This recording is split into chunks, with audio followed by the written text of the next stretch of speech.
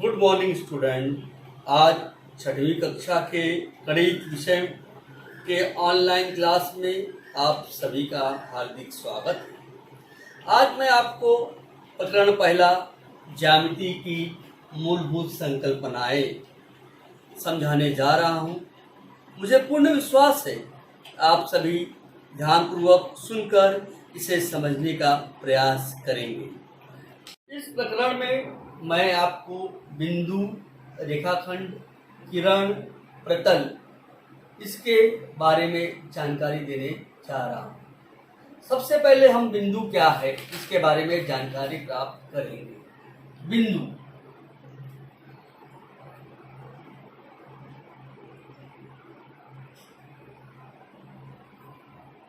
कलम अथवा नोकदार पेंसिल से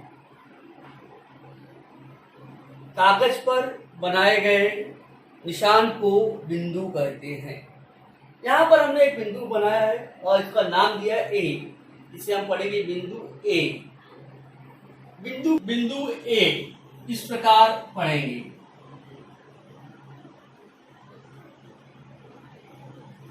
दूसरा है हमारा जो रेखाखंड।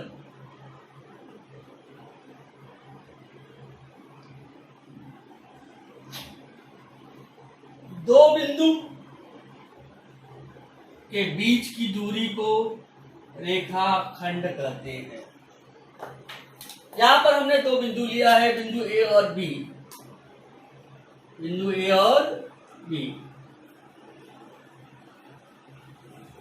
इनको मिलाने से जो आकृति बनती है उसे हम रेखाखंड कहते हैं। रेखाखंड की लंबाई निश्चित होती है। अभी हमने यहाँ पर एक 5 सेंटीमीटर लंबाई वाला रेखाखंड खींचा है।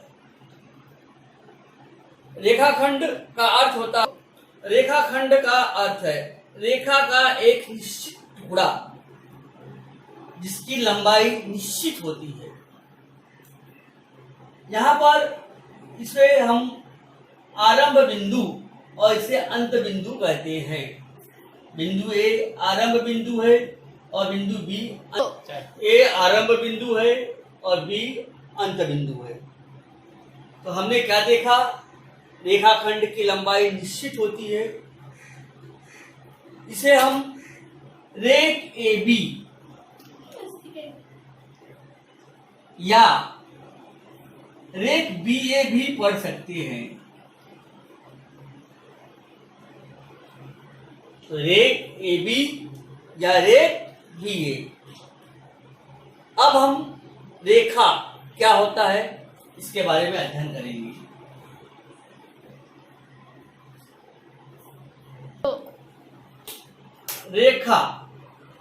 रेखा की लंबाई निश्चित नहीं होती है। रेखा के दोनों दिशाओं में वो असीमित रूप से बढ़ाया जा सकता है। यहाँ पर हमने इसका नाम दिया है रेखा ए बी, या इसे रेखा यल भी कह सकते हैं। इसकी लंबाई असीमित होती है। इसके दोनों सिरों पर तीर का चिन्ह लगाया है। इसका अर्थ है इसकी लंबाई का विस्तार असीमित है। इसे हम जितना चाहे उतना बढ़ा सकते हैं। इसे हम रेखा यल या रेखा ए बी या रेखा बी ए भी पढ़ सकते हैं। अब हम किरण क्या होता है इसके बारे में अध्ययन करेंगे।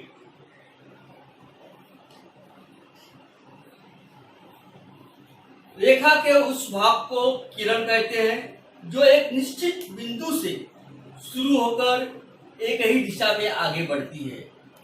जैसे हमने देखा है सूर्य से निकलने वाली किरणें, सूर्य है, सूर्य से जो किरणें निकलती है उसे हम किरण कहते हैं। उसका आरंभ बिंदु निश्चित होता है, आरंभ बिंदु, लेकिन अंत बिंदु निश्चित नहीं होता है।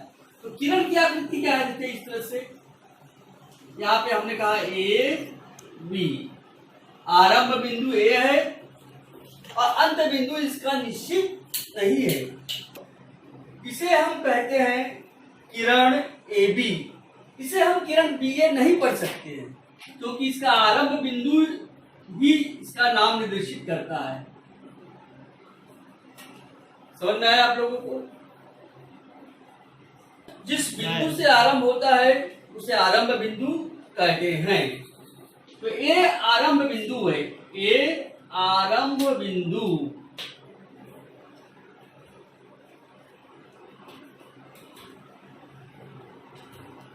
अब हम कुछ गुणधर्मों का अध्ययन करेंगे।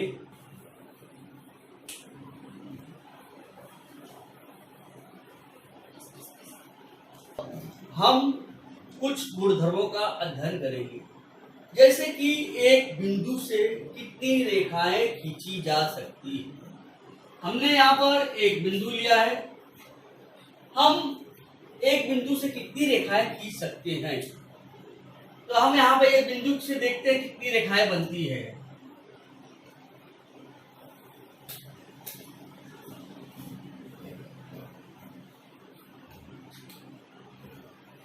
यहाँ पर हमने बिंदु का नाम दिया है। तो यहाँ पर एक बिंदु से कितनी रेखाएं जब खींची जा सकती है, तो हमने देखा यहाँ पर एक बिंदु से बहुत सारी रेखाएं खींची जा रही है। तो हम देखेंगे यहाँ पर हम असंख्य रेखाएं खींच सकते हैं। कितनी रेखाएं खींच सकते हैं? असंख्य। तो एक बिंदु से असंख्य रेखाएं खींची जा सकती है। जब दो या दो से अधिक रेखाएं एक ही बिंदु पर प्रतिच्छेदित करती है, संगामी रेखाएं कहते हैं, और उनके प्रतिच्छेदन बिंदु को संगमन बिंदु कहते हैं। पी क्या है? संगमन बिंदु है।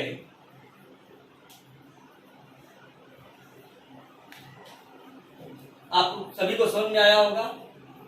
एक बिंदु से असंख्य रेखाएं खींची जा सकती है, और जब दो या दो से अधिक रेखाएं एक ही बिंदु पर प्रतिच्छेदित करती है तो उन्हें हम संगामी रेखाएं कहते हैं, और जिस बिंदु पर प्रतिच्छेदित करती है उसे संगमन बिंदु कहते हैं। अब हम दूसरा गुणधर्म देखेंगे कि दो बिंदुओं से कितनी रेखाएं खींची जा सकती है। यहाँ पर हमने एक बिंदु लिया है और यहाँ पे एक बिंदु लिया है। बिंदु P नाम दिया है, बिंदु Q दिया है। इनसे कितनी रेखाएं खींची जा सकती है? तो केवल एक। कितनी रेखाएं खींची जा सकती है? एक। अब हम यहाँ खींच के देखते हैं। हम देख रहे हैं कि यहाँ पर हमने दो बिंदु लिया है, एक का नाम बिंदु B है, एक का नाम Q है। इन दोनों से एक और केवल एक रेखा खींची जा सकती है। हम सरेख बिंदु किसे कहते हैं?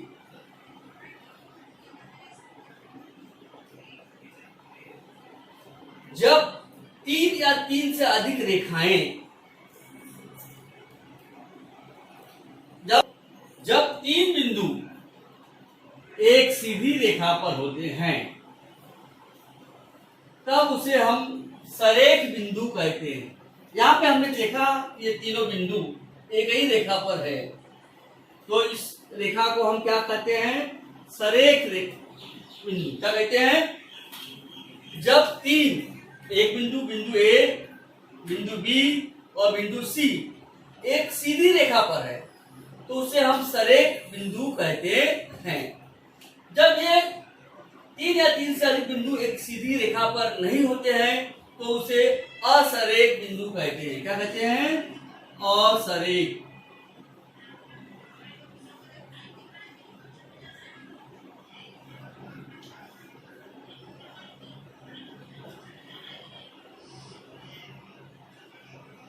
यहां पर हमने देखा दो बिंदु एक रेखा पर है और दो बिंदु उस रेखा के बाहर है, तो इसे हम क्या कहेंगे? असरेख बिंदु कहेंगे। अब हम प्रतल क्या है इसके बारे में अध्ययन करेंगे।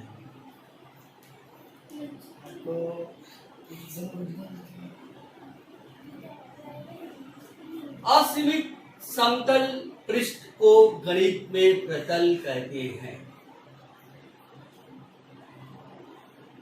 प्रतल का विस्तार असीमित होता है। प्रतल को हम आगे भी बढ़ा सकते हैं। ये जो आप एक ब्लैक बोर्ड देख रहे हैं, एक प्रतल की आकृति है। ब्लैक बोर्ड, दीवार और इसके अलावा टेबल, ये सब प्रतल है। प्रतल सभी दिशाओं में असीमित होता है। असीमित दर्शाने के लिए हमने ये तीर का चिन्ह लगाया है। इसका नाम हमने दिया यल। इसे हम लिखेंगे प्रतल यल, या कोई भी नाम हम दे सकते हैं। प्रतल सभी दिशाओं में असीमित होता है। अब हम अगला समांतर रेखा किसे कहते हैं, इसके बारे में जानकारी प्राप्त करेंगे। समांतर रेखाएं एक ही प्रतल में समाविष्ट, ये प्रतल है हमारा, इस प्रतल में समाविष्ट तथा परस्पर प्रतिच्छेदित न करने वाली रेखाओं को समांतर रेखा कहते हैं।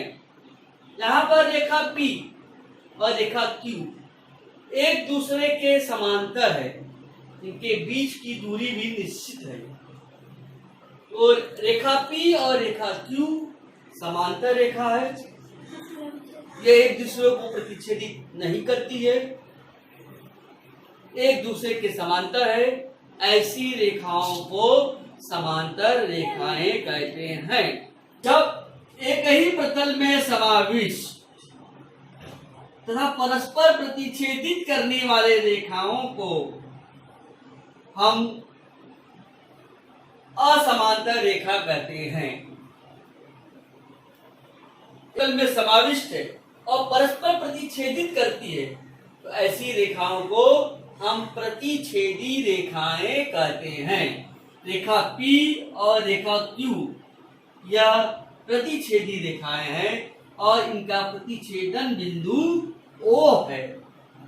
तो अब हमने देखा ये दोनों एक दूसरे के समांतर है, इसको हमने समांतर रेखा कहा है। ये दोनों रेखाएं एक दूसरे को काट रही है और जिस बिंदु पर काट रही है उसे प्रतिच्छेदन बिंदु कहते हैं, और ऐसी रेखाओं को प्रतिच्छेदी रेखाएं कहते हैं। अब तक आपने जो ज्यामिति की मूलभूत संकल्पनाएं थी उसके बारे में अध्ययन किया। इसमें हमने बिंदु के बारे में देखा, रेखा के बारे में देखा, रेखाखंड के बारे में देखा, प्रतल क्या है, सरेख बिंदु क्या है, असरेख बिंदु क्या है, समांतर रेखाएं क्या है और प्रतिच्छेदी रेखाएं किसे कहते हैं, इसके बारे में हमने अध्ययन